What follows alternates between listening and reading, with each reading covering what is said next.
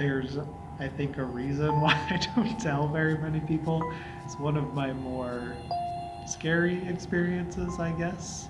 Hopefully nobody can hear me, and if so, I guess they're gonna hear a ghost story today. This happened back in March. I took myself to Las Vegas. I just needed kind of a break.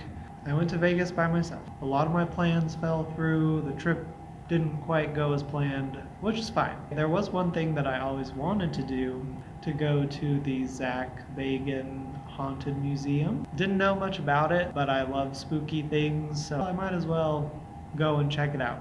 As soon as I showed up on the property, it is such an unnerving feeling being there. You can just tell that something's off. I went in anyway. I was with a tour group. There were like 6 other people and a tour guide. And then I was the only solo rider, so everybody else in the group kind of knew each other, and I didn't know anybody. So nobody was really like talking to me. I tried to like ease the tension, make some jokes, and it just like didn't work. So I was just kind of like in the group, but I was definitely the loner. So the first room they take you to is like this room that is literally covered like floor to ceiling with dolls. And they are all looking in on you. So nothing quite abnormal about that, right? They're all just like looking at you. They all have this history like of haunted possession. While I was in that room, I wasn't terribly uncomfortable besides, like 400 sets of eyes looking at you.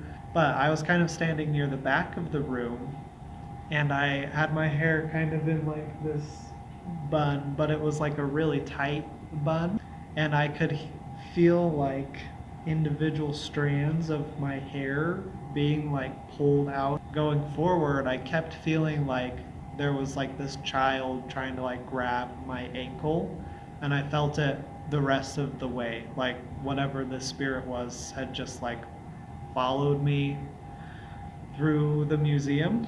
Usually I see things, I don't necessarily feel things that often.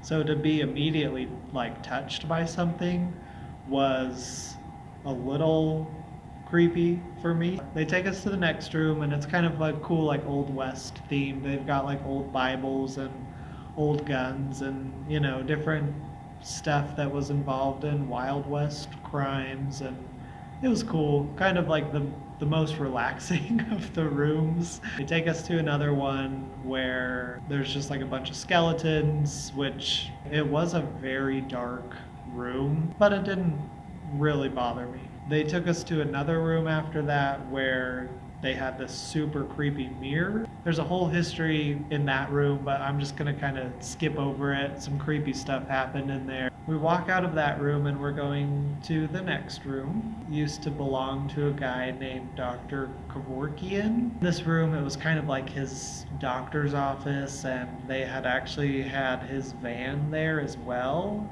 He was a doctor that kind of pioneered self-assisted suicide. The problem is that not all of his patients were willing, so kind of a murderer. We walk in this room and they show us a video that like some people walk into this room and they're just kind of like attacked. I was just watching the video and I started feeling like really sick. Like they showed a video of this girl like passing out and then waking up and just like freaking out. And the video just seemed so real. Like it was hard to watch. And as I was watching this video, I just got really sick, and I've passed out quite a few times in my life before. I kind of know what to look for, and I could tell that I was about to pass out. So I called our tour guide over and I was like, hey, I don't know what's going on, but I need to leave this room. And she's like, oh, totally understandable. So she took me out of the doctor's office and she's like, just wait in this room while the rest of the tour finishes up in Dr. Kevorkian's room. And so she put me in like the true crime murder room alone. So it's got stuff from like Charles Manson and Ted Bundy and the Night Stalker, like just like horrifying artifacts. But to be fair, like that feeling of passing out had gone away. And I'm pretty used to true crime stuff. I am interested in it. So I was like, okay, I can kind of handle this a little bit better. She came back in a little while later, the tour guide did, and she was like, do you want to come join us to look at the van? And I was like, no, I'm good.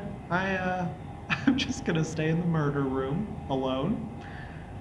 Because in this situation, that was the better of the two options. Later, the rest of the group came to join me in that like murder true crime room. So we leave this room and we walk down the hallway. We get to a staircase and they tell us that we're gonna go into the basement. And I don't know if you've ever looked into a room and it's just felt way darker than it should be.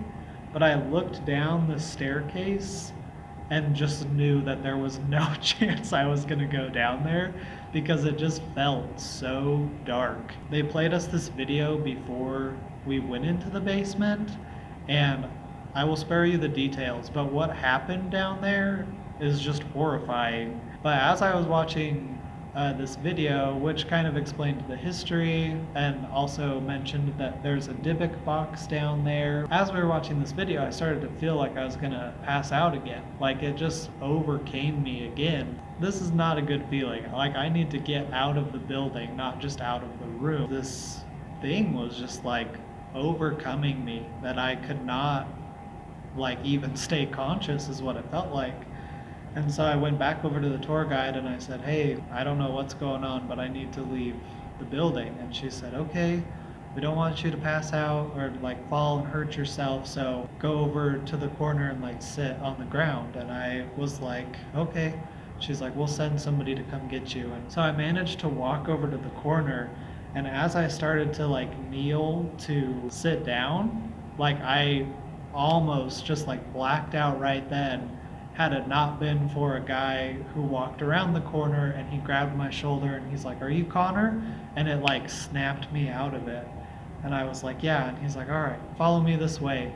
So luckily I did not pass out, but I was very, very close. The only way out of the house is to go through the house, of course. They brought me outside, they sat me down, gave me some water. They like asked me what had happened. Kind of explained this whole story in much more detail. And they're like, well, just take your time, like sit there and rest. And they're like, do you want to go back in when you're feeling better? And I really thought about it and I was like, well, how many more rooms are there to see? And they said, there's about 28 more rooms. I had only made it through like 5 of the rooms.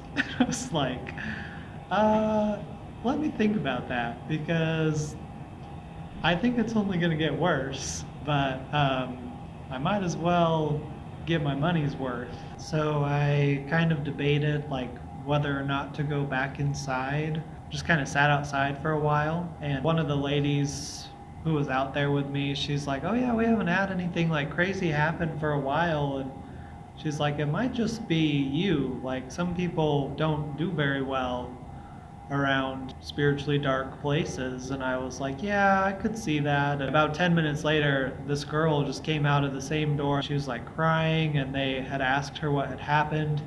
And it was almost like an identical story to mine. They're like, well, where did it happen? And she said, I could only make it to Dr. Kevorkian's room. And then something just like overcame me. And I was like, that's exactly what happened to me.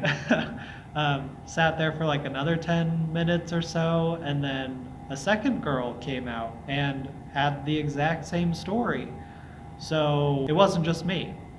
Something was going on in that room that day. Really kind of scary experience though, but that one was very physical. I felt like touched and grabbed and sick, and I felt like overcome with emotion. That being said though, I would go back. I would not go back alone. I think that was my issue. You're a lot more vulnerable when you're alone. I think if I was with somebody, it would have been a different outcome. Really interesting place, a lot of cool artifacts. Definitely, if you're in Las Vegas and you're interested in that stuff, I would definitely go check it out, but I would suggest not going alone. Thank you for listening to this long story. Let me know if you want to hear more ghost stories. Of course, I always have more. I never run out of them.